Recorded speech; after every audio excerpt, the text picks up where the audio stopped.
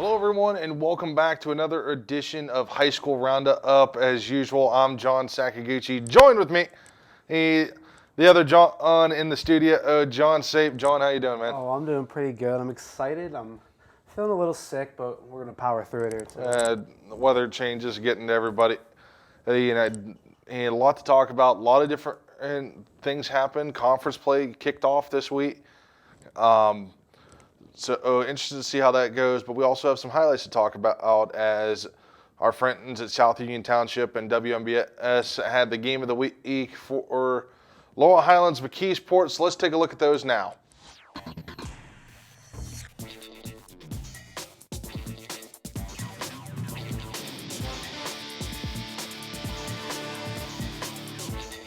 Pulls it out. First and 10 now, just inside the 30-yard line. Back to Boyd. Huge hole. Cut back to the 20. Boyd still loose. Breaks the tackle inside the 10. And he's down to the 6-yard line. First and goal now from the 8. Man in motion. Gibson gets the football, and Gibson takes it into the end zone for a McKeesport touchdown. 47 seconds for the score. And Campos angling the kick on the far side. Look out here, and the ball's loose, and the Tigers are on it. Recovered there. Control of the game, and the other thing is, as you mentioned, Brian, the first conference game, they got a long way to go. 3rd and 2. Perryman calling his own number. He never went down. Broke a couple of tackles inside the 10 and brought down from behind at the 5-yard line. Never stops. Haven't attempted a pass yet. Perryman back under center. He's going to call his own number this time and get in. Tucker tonight on the offensive side. As Gallagher takes the snap, he's in trouble. Pocket collapses and he gets sacked. Line with Gallagher out of the shotgun. Has a little time this time. Looks for Keandre across the center of the field, and he gets picked off. The stud, you surely don't want to be without him. There's a fumble there. Going out to the wing back, and the Mustangs recover. 3rd and 12. Why not take another shot deep? They pick it off, as you said, guys, as good as a punt, but Rod's going to pull it down and look to run. Rod cutting up the field into McKeesport territory and has a Mustang first down. Perryman back under center. And the handoff will go to Gibson right up the middle of the huge hole. Here's Gibson inside the 40 and finally upended low that time by Antoine Black at the 35-yard line.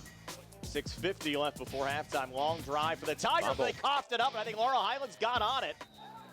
Perryman lost the football on the exchange, and the Mustangs say they have the football.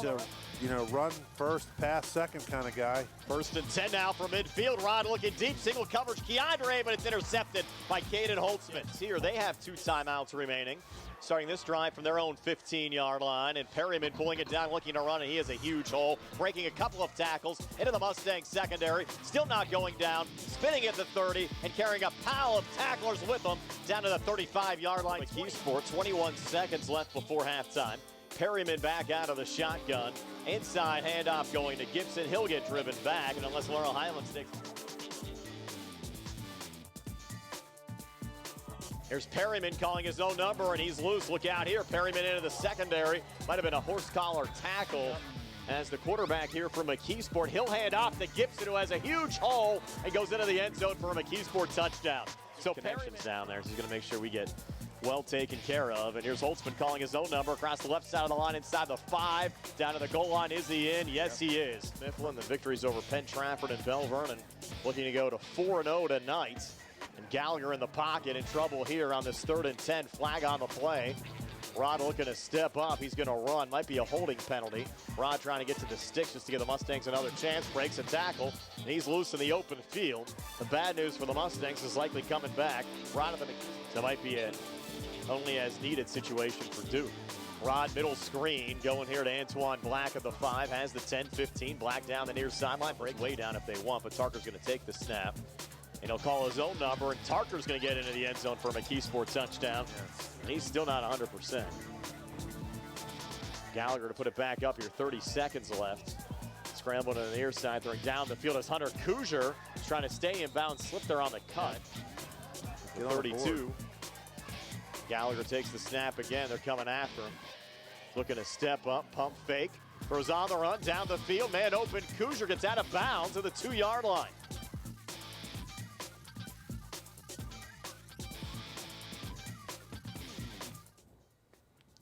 And there you have it, the final score, or McKeesport 33, Laurel Highlands nothing. And I thought the Mustangs were going to get something late there, and what you didn't see, folks, is that there was an untimed down as there was a pass interference call in the back of the end zone, moved the Mustangs up to the 2-yard line, and I thought Rodney Gallagher was just going to run it himself. No, tried to do it with the arm.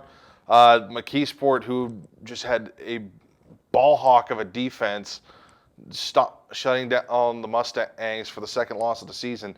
And John, I don't know what else to say other than, and that was a great defensive show from McKeesport. I mean, it's just pretty dominant all around. It's very hard to keep someone from scoring any point, especially in high school when teams just one fluke play can lead to a touchdown. So it's pretty impressive to just hold someone to a shutout.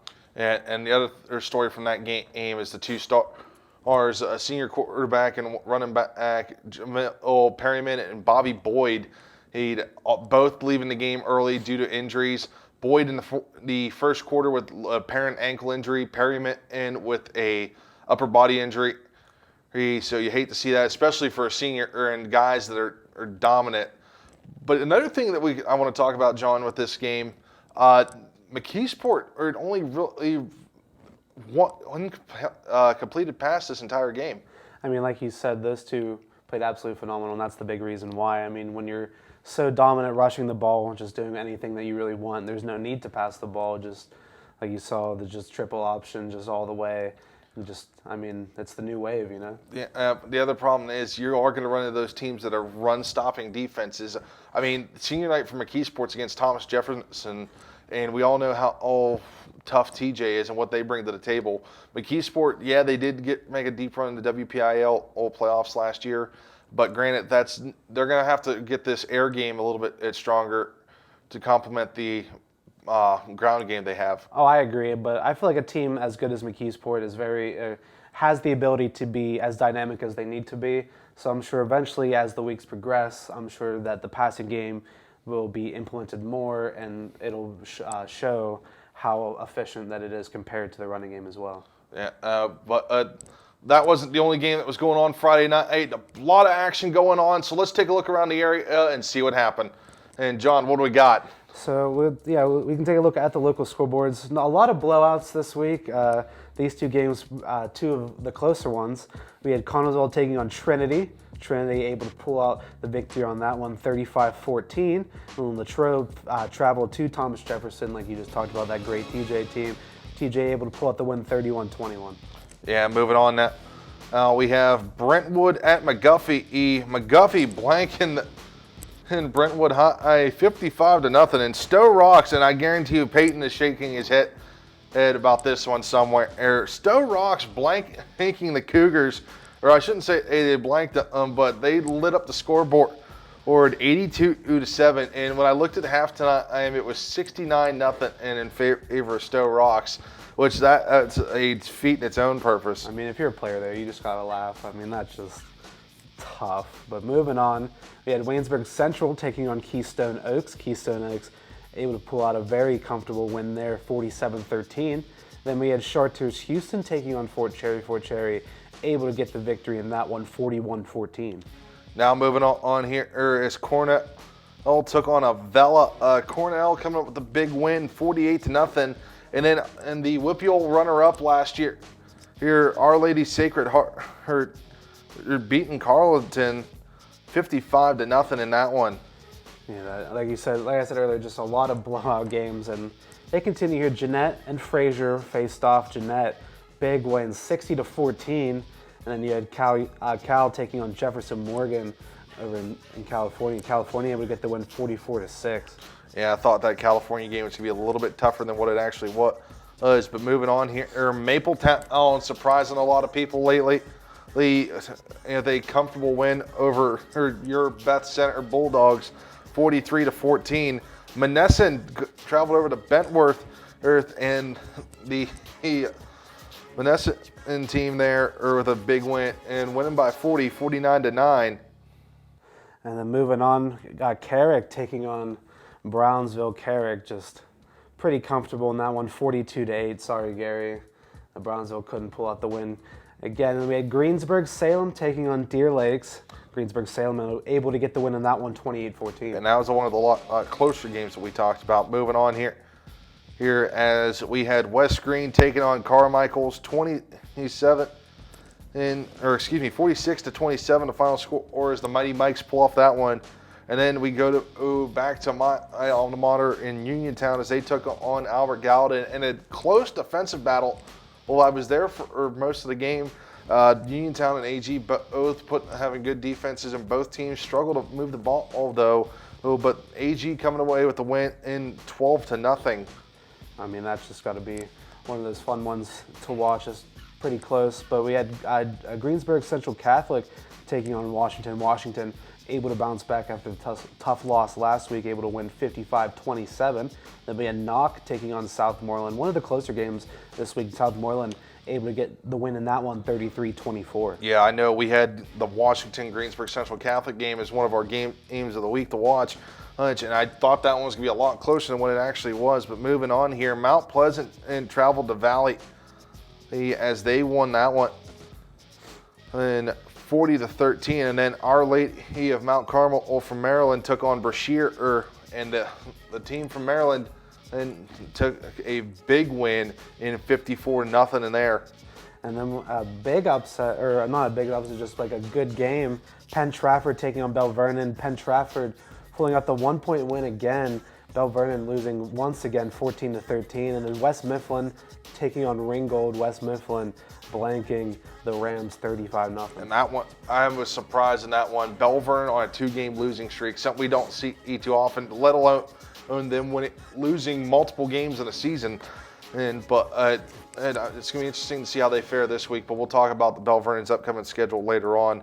Moving on here, we have Derry area traveling to Yock in another close one. Yock pulling off the win at Cougar Mountain 13-10. And then EF playing host to Shadyside Academy. The Warriors of Elizabeth Forward coming away with a 21-point victory over her Shadyside, 42-21. And so, John, and we talked about a lot of blowout games in that one, and as we round out the schedules, but there was a lot of close ones. I didn't expect Penn Trafford and Belle Vernon to be that close of a game. Yeah, I mean, that's just tough for Belle Vernon. Like you said, losing 2 games in a row is always difficult, but 2 games by 1 point is even worse. So it's got to be heartbreaking for them. I guarantee you those guys in the Leopard locker room are going to be heated. They're going to be hungry, especially with this one. We know what kind of a classic game this was last year, when the Battle at the Beach came to town on for Belle Vernon and TJ, and we all know that was a thriller. It was a classic matchup, and I look forward to seeing that one again this year. Yeah, I'm looking forward to it. And I also want to talk about, I just want to mention it one more time, Stowe Rocks and Charleroi. I mean, that's just that unprecedented amount of points. Yeah, I'm sorry. I don't even know how that was possible. And I feel bad for Peyton and those guys. That was a rough one for sure. And you have my Red Raiders in a close battle on homecoming night against Albert Gallatin in a 12-0 game. You want to talk about defensive struggle. You remember a couple weeks ago we had the highlights from when they took on Brownsville, and we just saw how Uniontown's running game was just everywhere. Or this time it was almost non-existent. Yeah, exactly. And then like we talked about last week a little bit, both of those teams face off against each other extremely well, and it's always going to be a close game when AG and Uniontown are playing, and AG wanting to play spoilers for homecoming, things like that. I mean, and they were able to get the job done.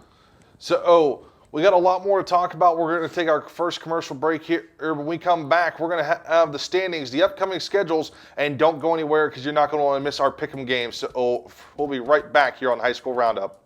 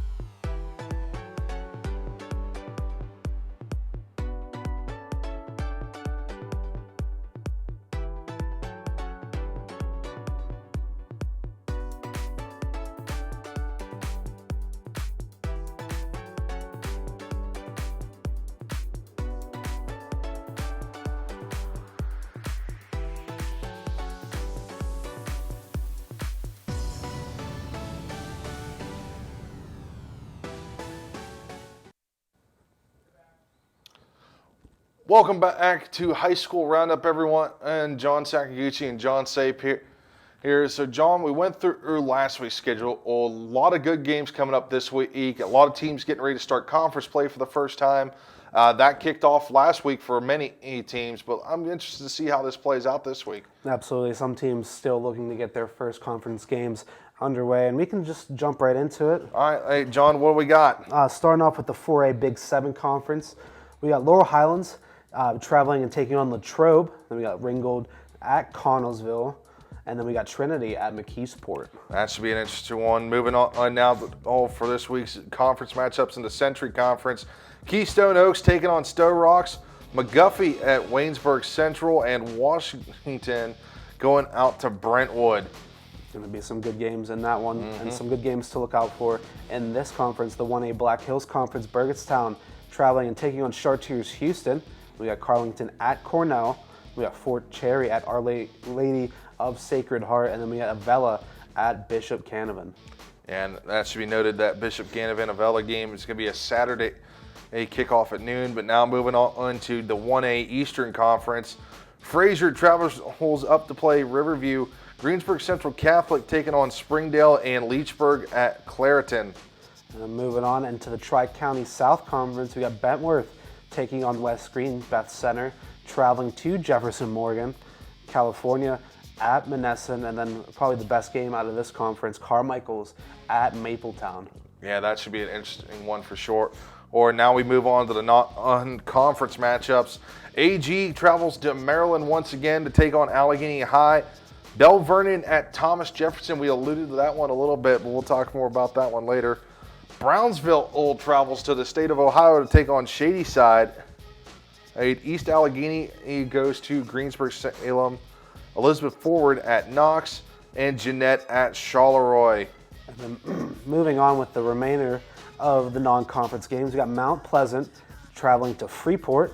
We got Southmoreland taking on Deer Lakes. We got Valley at Uniontown, and then we got Brashear at Prairie Traditional Academy. Yeah, a lot of good matchups there, John. I'm interested to see how some of these play out. Because there's a lot of different ones to watch out for, or especially in some of these other conferences. Like the Interstate Conference hasn't played a conference game yet, and I guarantee next week we're going to get a boatload of those. I mean, the conference games are like just have a different feel to it than the non-conference ones, because you can play as many non-conference games as you want, but the conference games against people that you play against all the time, that you're probably a lot of people are friends with at other schools close by, those are the games that get the blood boiling, get like the pressure building up, and gets the fans excited, gets the people wanting to come to the games as well. Yeah, I'm excited to see how that plays out this week. I'm looking forward to a couple of those matchups. I mean, we were looking at some of he's going back through the conference games now. Looking at the Eastern Conference, Greensburg Central Catholic at Springdale. Oh, that's gonna be a good one. In the Black Hills Conference, Burgettstown at Charleroi. A team we don't get to talk about a lot. And then this one's going to be an interesting one, a battle for Stowe Rocks and Keystone Oaks. That one's, and I'm not going to sleep on that one for sure. I mean, that one, like you said, two teams battling for first place. Stowe Rocks throwing up 80 points in their last game, just looking to ride that high into this week. Yeah, it's going to be hard to beat the points for and against in that department. But we're going to take our second commercial break, folks. When we come back, we'll have the standings and our pick'em games here on the High School Roundup. We'll be right back. Don't go anywhere.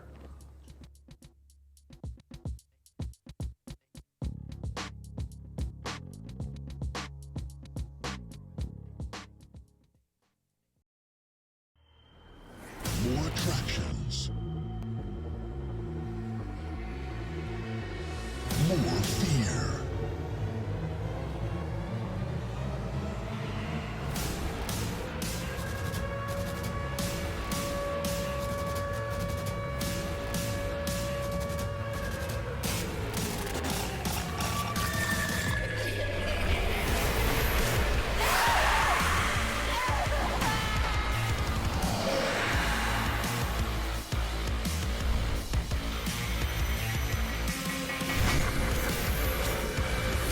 Survive the clowns in Twisted Nightmare 3D.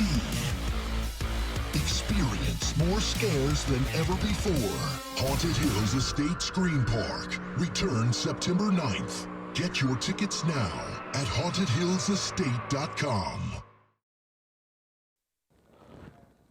Welcome back here, folks, to our last segment of the day. Hey, we're going to take a look at the conference standings. John, a lot of teams jumbled around, a little bit of miscommunication and led to this, but now all of these conference games are in the books. A lot of teams are going to start moving up and down here. Yeah, like you said, teams moving up and down, just starting to get into their first few games. So some of these conferences may look a little weird because some teams still haven't played conference games yet, even though their record indicates that they should be higher up. So if it looks weird on the graphic, it's because it is. I'm not. It's just. We're just going with how our sources get them to us. So, we're not going to tell them how to do their job, and we're not going to ask them to help to tell us how to do ours. Absolutely. But John, get us started. What do we got? First off, we got the 1A Tri-County South, my home conference. Standing at top, we got two teams tied for first, California and Mapletown, both at 4-0 and 1-0 in the conference. Carmichael's and Menneson also picking up wins in the conference. Both of those teams sitting at 3-1, and then Bentworth, Jefferson, Morgan, Best Center, and West Green all sitting 0-1 in the conference. Bentworth at 2-2, JM and BC at 1-3, and West Green still looking for their first win of the season, 0-4. Moving on now out to the 1A Eastern Conference here. Leechburg and Clareton both at the top, 1-0 in the conference play, along with Jeanette. But at Leechburg, the decisive number one at 3-1. Clareton, Jeanette, and Riverview all at 1-3 records, but Riverview 0-1, along with Fraser and Springdale. And you see Greensburg Central Catholic there at the bottom, just because they've not played a conference game yet, but sitting with a 2-2 record. And I guarantee you, after this week, that's going to change. Yeah, I agree. Then moving on to the 2A Century Conference, we got Keystone Oaks and McGuffey both sitting at 3-1 and 1-0 in the conference. Stowe Rocks also getting that big win in the conference as well, sitting at 1-0 and 1-2 overall. Then you got Brentwood, Charleroi, and Waynesburg all sitting at 0-1. Brentwood with one win at 1-3. Charleroi and Waynesburg both looking for their first win at 0-3 and 0-4. Then Washington at the bottom, like we said, still haven't played a conference game yet. They're sitting at 3-1, so I'm sure potentially after this week that could change as well. Yeah, now we move on to AAA football on the Interstate Conference now. As we look here, Elizabeth Forward, the alone top team at 4-0 right now. Greensburg-Salem right behind them with a 3-1 record. Mount Pleasant and also tied for second with 3-1. Southmoreland sitting at fourth and tied a 2-2 record. Belle Vernon, who we don't usually see this far down the standings, a 1-2 record, and South Allegheny all the way at the bottom there with a 1-3 record. And with those teams as well, they haven't played any conference games yet, so I'm sure by next week we'll see some changes in the standing for sure. Moving on, we got the 4A Big 7 Conference. McKeesport sitting up at the top, undefeated in the conference and undefeated overall, 4-0 so far. Falling behind them is Thomas Jefferson and sitting at 3-1, 1-0 in the conference. And Trinity also getting a win in the conference as well. They're sitting at 2-2, tied with Latrobe, but Latrobe losing in the conference 0-1. Laurel Highlands also 0-1 in the conference, 2-2 overall. Connellsville 0-1 as well, sitting at 1-3, and Ringgold have yet to play their conference matchup, but they're also looking for their first win of the season, sitting at 0-4. Could potentially get it this week against Connellsville, but now we got to go talk about the independent games. Is we have Butler sitting at 3-1, and AG, who's leapfrogged Uniontown, but is now all even their record up along with Uniontown's record at 2-2, and then Brownsville 0-3. And John, what we got for the Pick'em games this week? Well, we got a good slate of them to look out for. Starting off our first game, the one that we talked about earlier, and that one that we're most excited for, Belle Vernon at Thomas Jefferson. Has the potential to be an instant classic right there. Yeah, I'm looking forward to that matchup up as well. And then moving on, we got Ringgold taking on Connellsville, like you talked about. Both those teams at the bottom. Ringgold looking for their first win of the season. After that, we got Sarah Catholic traveling and taking on Amani Christian. Going to be an interesting one. And one we talked about a little bit earlier, we mentioned Keystone Oaks at Stowe Rocks, battle for first place in that conference. And then we got Best Center traveling to Jefferson Morgan, 2 teams. Best Center a little bit down in Jefferson, trying to fight their way towards the top. And then the big matchup in that conference, Carmichael's at Mapletown. That's going to be a very good one. Yeah, a lot of good matchups there. And we talk about these different ones. Stowe Rocks and Keystone Oaks, Jefferson Morgan and Beth Center. You're just seeing all sorts of conference rivalries right now. And that's going to have implications on where they start or moving into their positions on the WPIL. I know it's still early in the season yet, but we're going to be looking at who played who and what's going to happen, and to try to get into the playoffs here. Oh, absolutely. And like I said earlier, these conference games, they're different gravy compared to the non-conference games. Like, you play against people that you're familiar with, that you play against a lot, then you might play a little bit differently. Even though teams at the bottom, teams at the top, anyone can really beat anyone. So it's always something to keep an eye out on. Yeah, it's going to be a hard-fought battle moving on throughout the rest of the season, and I look forward to it. But that's going to do it for this time, folks. Thanks to everyone in the booth, our producer Gary Smith, and our producer for today, Tom Caton, and who's in there. For John Sape, I'm John Sakaguchi. We'll be seeing you guys next week here on High School Roundup. Take care, everyone.